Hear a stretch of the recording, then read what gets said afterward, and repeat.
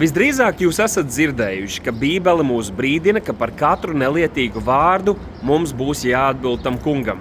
Bet tāpat Bībele mūs brīdina, ka arī šeit virs zemes var gadīties, ka tās lietas, ko esam runājuši par kādiem cilvēkiem aiz muguras, kaut kur kādā kambarī, tie vārdi var aiziet līdz šiem cilvēkiem, par kuriem esam runājuši, un tad mums var nākties uzņemties atbildību un labi, ka tā.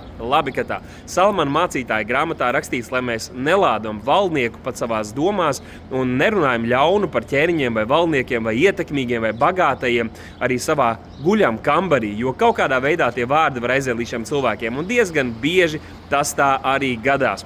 Un tāpēc ir vērts padomāt, kas ir tās lietas, kuras runājat nevis atklāti, nevis publiski, nevis personīgi ar šiem cilvēkiem, bet kaut kur pa kaktiem, kaut kādos sarunās, kaut kādos čatiņos, vai varbūt pat ar zem anonīmu lietotāju nosaukumiem.